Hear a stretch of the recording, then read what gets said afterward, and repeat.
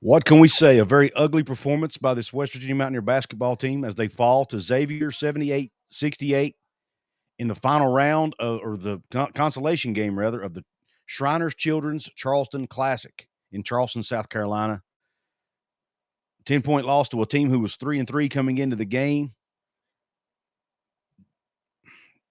Xavier they didn't look like a bad basketball team in this game for sure, but I don't think they're all that good either. West Virginia just struggled to keep up. You know, they had two bigs. Xavier had two bigs, two stretch bigs that West Virginia just was unable to match up with.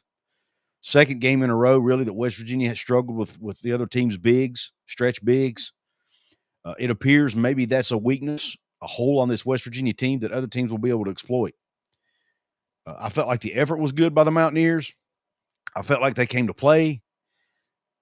I just, for whatever reason, they couldn't execute. And you know, some of that goes to Xavier. I mean, when a team shoots the way they shot the ball from three, it's going to be hard to beat anybody that shoots the ball that well. Yes, they had a lot of open looks, but even the looks they had that were not open, you know, they were making shots at the end of the shot clock. They were making shots with hands on their face. They were just hot. They weren't missing much today, and it's hard to do anything about that. But I will say this. There were lapses at times where guys either didn't rotate fast enough, maybe they didn't do a good job fighting through screens. There are multiple reasons, but nonetheless, whatever the case may be, West Virginia was not able to match up Xavier in their, I'll call it an offensive explosion, so to speak, shooting from three the way they did. 64% from three, 16 of 25. You're not going to win a lot of games when you allow the other team to shoot 16 from 25 from three. They were 45% overall from the floor with Xavier, 25 of 55 from the floor, 12 of 12 from the free throw line, 100% from the free throw line. So they just weren't missing anything. Not missing hardly anything. The turnover battle, West Virginia actually turned it over one more time than Xavier did, so West Virginia did not force turnovers like they had been in previous games either. That's another thing that West Virginia, in order for them to win games, in my opinion, especially against better competition, has to force turnovers. They have to. It's their calling card. They were not able to do that in this game, not to the extent they needed to. Xavier only turned it over 10 times. West Virginia has to do a better job. There were multiple times they got the ball down low, trying to post guys up. Listen, we used to always hear Bob Huggins talk about in post-game press conference. We have guys trying to do what they're not able to do. Stop. And there are guys on this team trying to do things they're not that good at. It's hard to back down and post up a guy who's bigger than you. Stop trying to dribble. If you're a point guard, a point guard who's 6'1", 6'2", whatever Jasper Floyd is, 6'4", I don't know what he is, but nonetheless, you can't dribble the ball into 6'10", 6'11" guys and expect to be successful. Pass the basketball. It's another thing Xavier did better than West Virginia. They passed the ball better. They found the open shooters.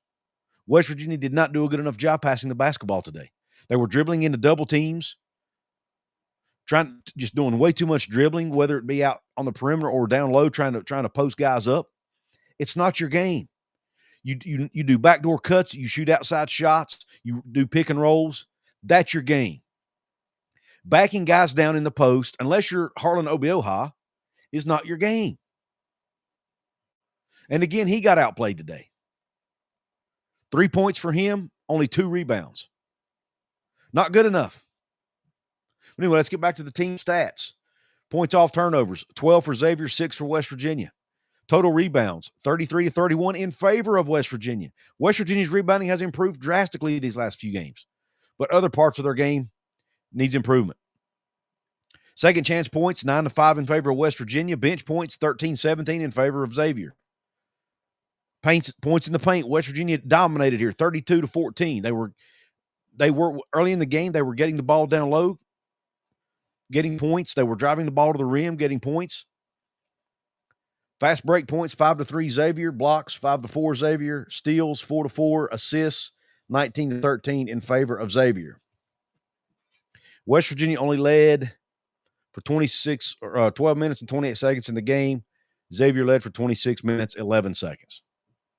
There were 3 lead changes and the game was only tied for 52 seconds. So just really the difference in the game is glaring. It's the 3-point shooting by Xavier. That is something this West Virginia team they've got to get back to the drawing board, especially when it comes to guarding players or stretch bigs. There's going to be a lot of teams that they play like that. What are they going to do? What adjustments are they going to make? Maybe getting Jackson Fields back in the lineup will help with that. He's a 6'8" athletic player who can play the 5 if needed. So he can maybe guard some of these stretch bigs, even though he might give up a couple inches in height. Hopefully he can make up for it with length and athleticism. But that's going to be a huge challenge for this Mountaineer team going forward. But some of that, too, again, some of that you just have to chalk up to bad luck. Not many teams are going to shoot the ball 65% from 3. You just don't see that very often. Don't see it. Thank you for tuning into the show, whether you're watching this on Couz's Corner or Hoops from the Hills. Thanks for joining the show. Appreciate you. Evan Jones is in the house. We have It's Coop, Stanley Metz Jr., Scott's in the house. We have John Kelly. Thanks for joining the show, brother. Curtis D316. Sasquatch 304. Thank you. WVU Forum for us. WVU for us. Thank you for joining. Kim Jamondo. Thank you for joining. Jacob Yoho.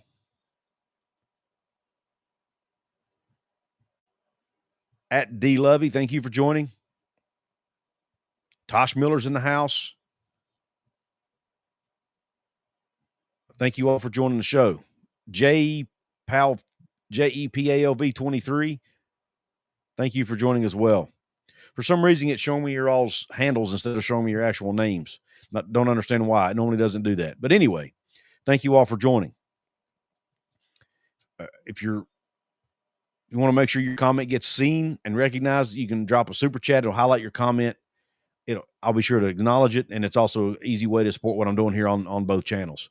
Swabby G's in the house. He says, good evening, all, and for the show, Couz's Corner Sports. Thank you, Swabby G, who actually goes by Appalachia Africa Twin. Also, thank you for your support, brother. He's a VIP member over at the Couz's Corner channel. This is airing live on Hoops from the Hills and Couz's Corner. I have taken Hoops from the Hills back, for now at least, to being a WVU Hoops channel. So all WVU basketball content will be taking place on both channels from here on out, at least most of it anyway, until I figure out what I want to do with that channel long term. All right. Let's get back to talking stats a little bit here. I do want to acknowledge some positives for this game because there were some positives. The guys played hard. I'm very frustrated, yes, because the team just offensively just they just are not good offensively. They cannot get to 70 points in a basketball game. They're going to have to figure that out. Even a game where Trace and Eaglestaff played well, they still were not able to get to 70. So let's go ahead and talk about that. Brendan Lorient had 11 points, 3 rebounds on the day. Jasper Floyd only 5 points, but did have 6 rebounds and 3 assists, a couple steals as well. Honor Huff, another great day for him, 16 points, all of those coming in the second half. They held him in check in the first half. He was 4 of 10 from the floor, 2 of 7 from 3, and 6 for 6 from the line. Trayson Eaglestaff, leading scorer on the team today. This is what we need to see from him going forward. He looked much more confident. He was being more aggressive, dropped 20 points on 8 of 15 shooting. He was 0 of 5 from 3, but he found other ways to score the basketball. He was 4 of 4 from the free throw line, 5 rebounds, 4 assists, much more involved in the offense today. That's the Trayson Eaglestaff we want to see going forward. The 2 guys you brought in to scored the ball for you. The problem is they didn't get any help. Obioha, only 3 points. Amir Jenkins, 4 points.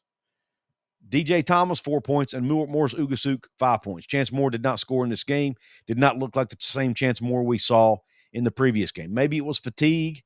Maybe it just wasn't a good matchup for him. I'm not sure. But he just did not look the same today. But you know, he also didn't see as many minutes because Trayson Eaglestaff was playing much better. So he got more minutes in this game. So that is one of the positives I want to mention is Eaglestaff. I have, I don't want to say ragged on him, but been critical of him and his inability to get out of that shooting slump he was in. Said he needed to be more aggressive. He was that today. He looked a lot more confident. He didn't look lost out there. He looked like he knew what he was doing. Maybe he's finally getting more comfortable. in Ross Hodges' system, knowing what Coach Hodge expects, knowing what he's supposed to do on both ends of the court, and he's adjusted to that accordingly. Now, the problem is his teammates have got to step up more. Harlan Obioha, they need more from him down low in the paint. They need more from Brendan Lorient. I mean, yes, he had 11 points today, but only 3 rebounds. Again, I think that's why it's important that Jackson Fields coming back should help this basketball team. But my gosh, the longer he's out, the longer it's going to take him to get back into game shape when he does come back. So I'm not sure when they plan. Hopefully, let's fingers crossed that he'll be able to play in this next game coming up for the Mountaineers. Obviously, time will tell that. TBD, as they say. But let's go ahead and look at Xavier's player stats. Obviously, led by Milikovic, whatever his name is, dropped 21 points on 8 of 14 shooting, 5 of 8 from 3. He's a 6'10" stretch big. Again, something West Virginia struggling with. Also had 7 rebounds, 2 assists. Just a really, really good day for him. And then their other stretch big that West Virginia struggled with had 17 points was Trey Carroll. He had 17 points on 6 of 11 shooting, 5 of 6 overall from 3. So those two guys combined were 10 of 14 from 3. That is absolutely just shooting the lights out. A lot of those were open looks where they would set picks and then pop out for the 3, and West Virginia was not able to get out on them fast enough due to pin down screens or whatever the case may be. And some of it was just great shooting by Xavier. There was some bad luck in this game for West Virginia. A team shooting the lights out like Xavier did. There were some calls that didn't go their way, but officiating was not to blame for this game. West Virginia still got 3 more foul shots than Xavier did. Now, that's another positive. West Virginia was 12 of 15 from the line in this game, 80%, well above their season average. They made their free throws for the most part in this game, so hats off to West Virginia for doing that. Do need to acknowledge that. That is another positive. So some things they were struggling with, they did better at in this game. The problem is the things they do well, they didn't do. They didn't force as many turnovers as they had been in the past. They didn't guard the perimeter as good as they had in the past. And they didn't take care of the basketball on offense the way they had in the past. Some of that, again, too much dribbling, not enough passing, in my opinion. Too many guys trying to do things they're not good at. Let your shooters shoot. Let Eaglestaff and Huff, Ugasuk, let those guys shoot most of your outside shots. I'm not saying never shoot an outside shot, but just dribbling down and jacking up a shot if you're Jasper Floyd or some of these other guys is just not good offense. It's not their strengths. And dribbling into 6'10" guys when you're 6'2" or 6'3" is also not good offense. They have got to stop doing that stuff, man. Maybe the offensive coaching staff or the coaching staff, rather, needs to run better sets, run better plays for these guys. I don't know. But something has got to change offensively, or this team is going to struggle all season long against P4 competition, especially in the Big 12 when you're playing teams like Kansas and Houston and Iowa State and BYU and Texas Tech and Baylor. Should I keep going? Just horrific offense. Defense wasn't as good today as it had been. But if you're able to score a little bit more, it might change the flow of the game a little bit. Keep the momentum swings from being as big. You know, Honor Huff getting going in the second half was a huge spark. It was they only got outscored 42-40 in the second half, but it was 36-28 in the first half. So let's go check out some comments. This is not going to be a long show. I do have some family things this evening, but I want to get on here and just react to this with you guys, give you a chance to vent, give myself a chance to vent. Seymour Wang in the house, he says, at this time last year, WVU had been blown out by Pitt. These losses are learning opportunities we must trust. They can learn from this. There were a lot of things in this game. That's a great point. A lot of things in this game that Ross Hodge will be able to use to coach his team up and show them, hey, this is what we did wrong. Here's how we do a better job of guarding the 3. Here's what we need to do. Maybe we need to look at guarding the pick and roll a little differently.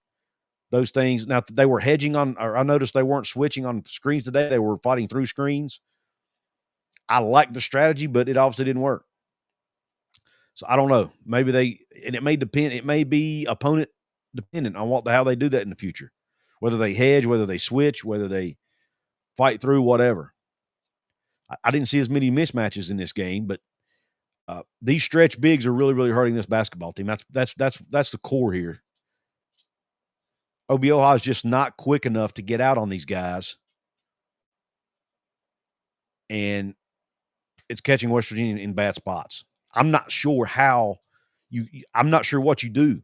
It might just be a personnel issue. West Virginia may just not have the personnel to guard those types of players on a consistent game in, game out basis. Or maybe Jackson Fields is the answer to that once he comes back. I don't know the answer. But they have to figure something out.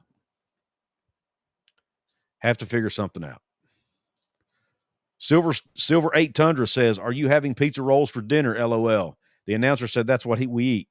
Yeah.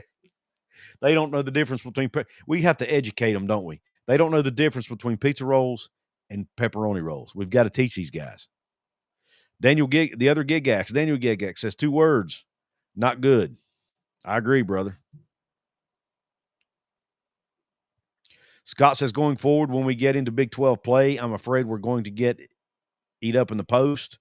Also says, I'm afraid going forward. That's the same comment twice. Stanley Metz says the refs in the first half was kind of bad. Much better second half. I agree. There were some really odd calls in the first half that I didn't agree with, but West Virginia did get a few calls go their way, I thought, in this game too. Like the 3-pointer on Honor Huff, the when he got fouled shooting that 3 early and went to the line and made all 3 of his free throws. I did not think he got fouled on that. So it wasn't, it was at least consistently bad, I guess, to say the least. Jake is in the house. Jake Richards says, should WVU press the panic button this year or no? I'm not quite there yet, Jake, because they played. Clemson won this tournament today, at least the Palmetto bracket of this tournament. And West Virginia was the better basketball team in that game. They just made some critical errors down the stretch and didn't make the free throws. But I felt like they were the better team. In this game today, it did not feel like they were the better team. Maybe Xavier is a lot better than a record, because they've got a new coach too, a new staff, a lot of new players. And I think this may just been a bad matchup for West Virginia today. I don't know. That's why I'm not ready to panic yet. Basketball is so, and really all sports, especially football and basketball, are so matchup dependent. If you get a team that you just do not line up well with or match up well with, sometimes it's going to be a long day. And that could have been the case here. I do think the team fought hard. They gave it everything they had down the stretch all the way to the end, and I really appreciate that. But, man, at times it just looks like maybe this team is not going to be that good. I don't know. We'll see. Maybe Coach Hodge will get them straightened out here. At this time, let's see. I think I saw Henry in here. Watched you play Clemson, still baffled you couldn't get the win. Yeah, agree. Henry of Scallott's in the house. Says Clemson game had way worse calls that changed the game. Didn't feel that for this one. Great point. I kind of felt the same. I didn't even talk about the officiating in my post-game Clemson show because I was so frustrated about how the team had played. But there were definitely some calls in that Clemson game that affected the outcome of the game, in my opinion, or at least could have. Scott says we're doing a bad job trying to get through the screens. Sasquatch 304 says a few questionable calls, but not the refs' fault at all. Henry says that tied the most 3-pointers against WVU in a game. Wow, I did not know that. Interesting. Thanks for that fact, Henry of Scallots, who's a paid VIP member over at the Couz's Corner channel. Thank you, Henry. I appreciate it. John Skelly says we definitely learned something from Clemson and Xavier. Curtis D316 says, I think Jenkins needs to start at point guard for it. Has been really bad. I don't want to say really bad, but he's definitely not, in my opinion, not running the offense as well as Amir Jenkins is. That's just my opinion. Jasper Ford has had a couple really good games, but outside of a couple games, I just don't think he's been the guy, man. He's a little bit too loosey-goosey with the basketball, in my opinion, to be a starting point guard. Your starting point guard has to be your guy who's sure-handed, who's careful with the basketball, don't make careless mistakes. Jasper Floyd so far has done that way too many times for my comfort. Amir Jenkins isn't doing it quite. Now, he's done it a few times too, but at least with him, it's a freshman, right? You can chalk it up to freshman mistakes. Jasper Floyd's a senior. He shouldn't be making those types of mistakes. So again, he's dribbling into the paint with big guys standing there. He's trying to. I understand at times he might be bigger than his opponent, but tries to back guys down, and he takes way too long. He just, instead of throwing the ball back out to a shooter when he sees he's not going to get a shot, he just keeps dribbling the ball. And he's not the only one doing it either. I've seen Brendan Lorient do it. I've seen other guys do it too. Morris Ugasuk, I think, done it a time or two. Start backing your guys down. Take a couple dribbles. If you can't get a shot up, throw the ball back out to one of your shooters. You're not going to draw. They're not drawing double teams. It's one-on-one. You're still not able to win these one-on-one battles a lot. So move it back out to your shooters, to Eagle Staff and to Huff. I just don't understand some of the thinking by some of these guys. I'm sure they're not. Obviously, we know they're not doing it on purpose, right? They're trying to win, but man, they're just not executing properly. Chris Evans in the house is for a young team and new head coach. I'm so excited for our team and definitely playing better than we expected at the beginning of the year. That's true, Chris, but after reeling off 5 wins in a row, including that blowout win over Pitt, I felt like this team was going to be better than what we thought, and then now the Clemson game, you could say, okay, didn't make free throws. We were the better team. It's okay. This game, it looked like Xavier was just a flat-out better basketball team, and that's a little scary to me because I'm not sure they're that good. Maybe they are. I don't know.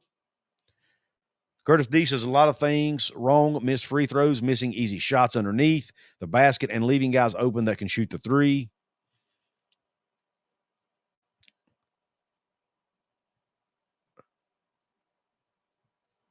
Great game. Eagle Staff is fun to watch, says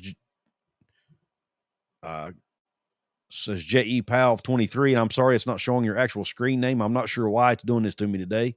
It normally shows me your screen name and not your handle. Today, for some reason, it's showing me your handle, which is not always what your screen name is. So I apologize for that, y'all. Jacob Yoho says Bob Huggins could guard the three. Well, you know what? His teams were struggling down the stretch too in other ways. His teams couldn't make free throws. His teams couldn't play offense down the stretch consistently. Bob Huggins' teams had a lot of other weaknesses, though, Jacob, in my opinion. He also got a DUI and made a slur over the radio 6 weeks apart. You can't do that. Xavier made 43 threes in 3 games and 16 against us.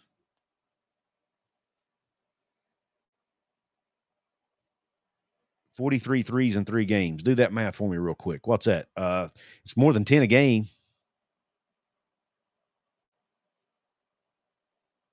Right? About 11 a game, 10 and a half a game. 16 is a lot higher than that, that's for sure. Not good. Not good. And what were the 2 big plays down the stretch in the Clemson game? Do you remember?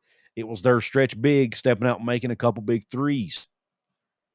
That is now on film. Every team West Virginia plays now is going to know that that's a weakness. So how does Ross Hodge and this team go back to the drawing board, and how do they get it fixed? I'll be anxious to see what they do next game up against a Power 4 opponent. I believe – let me pull the schedule up. I don't have the schedule handy right now.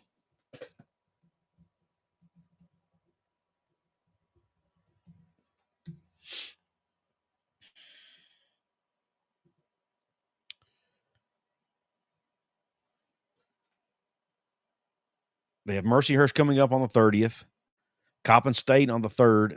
It's the Holiday Hoop Fest in Charleston, West Virginia against Wake Forest. That is the next Power 4 opponent the Mountaineers face. How will they should beat Coppin State and Mercyhurst easily, you would think. How do they look when they travel down I-79 to Charleston to face Wake Forest? A pretty good Wake Forest team, if I understand. I haven't followed Wake Forest that closely, but from what I've read, they are a pretty good basketball team. So how will West Virginia do in that game? Wake Forest has seen the film. Wake Forest is going to see these stretch bigs have success against West Virginia. I'm sure if they have a stretch big, which, again, I haven't studied Wake Forest yet, if they have a stretch big, I'm sure they'll try to pull that out. That's now going to be a matchup problem for this Mountaineer team going forward. How will they address it? WVU fan 13 in the house says they had 16 threes against ODU, 11 threes against Georgia, 16 threes against us. So they are a team who likes to shoot the three ball, apparently. That's obvious. So you know West Virginia had that on their scouting report, right? Didn't do a very good job stopping it. Scott says he wish we could get Huff open more. I know, man. He just, teams know how good he is, so they're going to have to start. Now, if Eagle staff can start making his outs, now he scored 20 today, but none of that was from behind the 3-point line. If he can start making his 3-pointers more consistently, and you have both of those guys making their threes, that could open everything up for this team. You'll start seeing more. They should start being able to score more in the paint, all of that. But again, it's a big if, right? It's a big if. But when you only have one guy making shots on a consistent basis, it's pretty easy to take him away, at least for periods of time. Any good coach is going to be able to do that. Stanley Metz says basically it looked like we got away from basic execution and basic fundamentals. Even so, you could see the potential hiding just underneath. Yeah, I mean, there were moments in this game where West Virginia started, like they're in the second half, started to fight back, claw back, and they never did go away.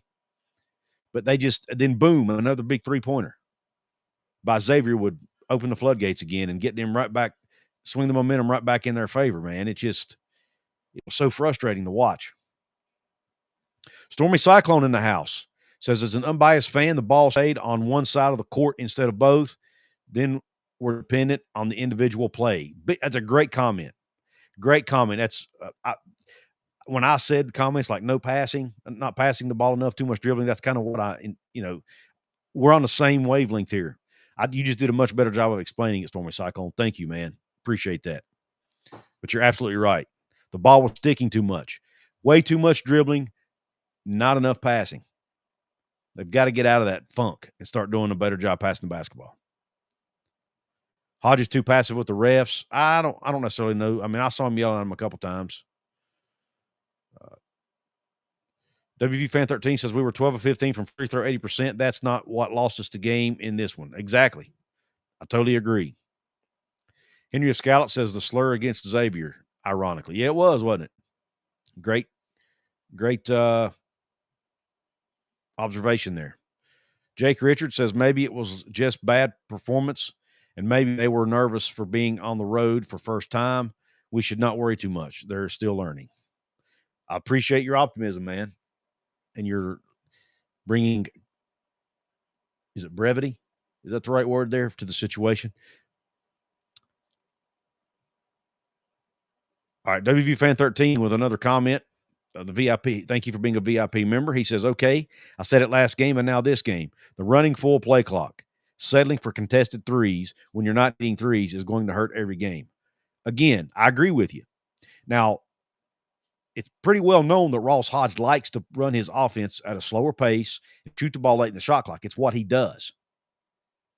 The problem is you have to be able to get better shots. They're not getting good shots at the end. If you're getting good shots, it'll work.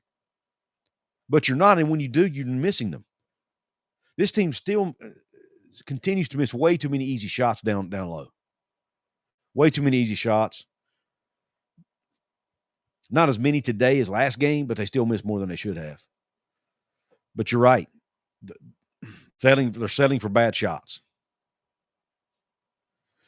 Eric says, why is it every team we play shoots lights out at 3? Too many open looks. I fear that we may still be a few players away from being good, and that's very possible. We'll see. Our guys aren't moving to get open enough. I said that on X.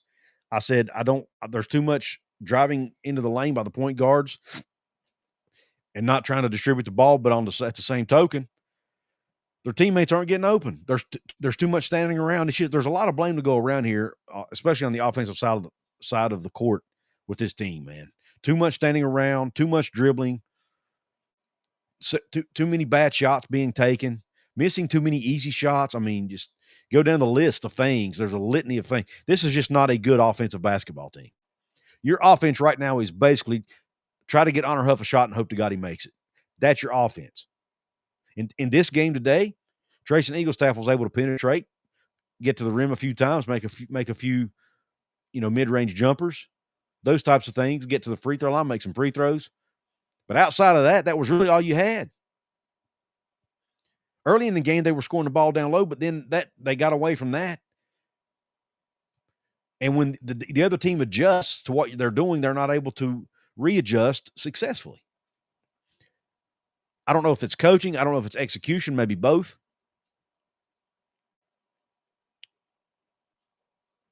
Jenkins is definitely better. Got to pay him next year, says Henry of Scallots. Love how he drives the ball. Agree. And Kevin Varney said, no true point guard. He also said, Couz, I am at work, and it's upset me so bad I can't hardly even work. Complete defensive breakdown. Eagle staff done a little better. I know we're better than this. That's what breaks my heart. Yeah, man, they played better than this against Clemson. They just, again, down the stretch, didn't make plays at the end when Clemson did, and, again, missed free throws. In this game, they were just flat out outplayed by a team who looked like they were a lot better. And I just don't think Xavier's that much better of a team than us, than West Virginia. I just don't see it. Maybe I'm wrong. But anyway, that's what it looked like. Seymour says this game could be the Eagle staff arrival we've been waiting on. We need offense, and has been lacking. Correct. Nancy Hodges in the house says, horrible sports weekend for me. Sorry to hear that, Nancy. Not sure who your other team is, but sorry that you've had a bad sports weekend. All right, I'm not going to stay on here much longer. I really appreciate you all coming on here, whether you're watching again on Hoops from the Hills or whether you're watching on Couz's Corner. I ask that you please subscribe to either channel. Please like, share, do all that, all those things that helps the YouTube algorithm. That all helps us content creators out, helps get our channel growing and get it pushed out to more people. If you don't know how to do that, because it has been brought to my attention that not everybody does, there is a button below the video. There's on it, one side, there's a thumbs up and a thumbs down button, right? If you hit that thumbs up button, which is free to do, it only takes a second, that helps me. There's also on the other side, there should be a button that says subscribe. It could be red, it could be black, it could be white, depending on the device you're watching from. If you click that button with your remote, your mouse, or your finger, depending on, again, on your device, it's you subscribing to my channel. It's absolutely free, doesn't cost you a dime. And hopefully my videos will start showing up in your feed, or at least in your subscription feed, and it'll be easier to find my content going forward, right? And if you start watching my content, then it'll start showing up in your YouTube feed. And if you turn your notifications on, heck, they'll even tell you when I'm posting a video or doing a live stream. So anyway, I really appreciate you jumping on here.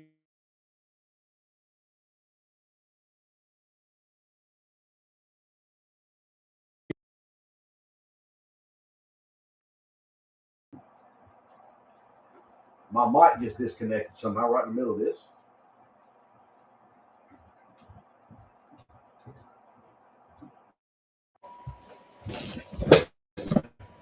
My mic just disconnected, so I'm finishing but I'm wrapping up anyway. Thank you all for hopping on.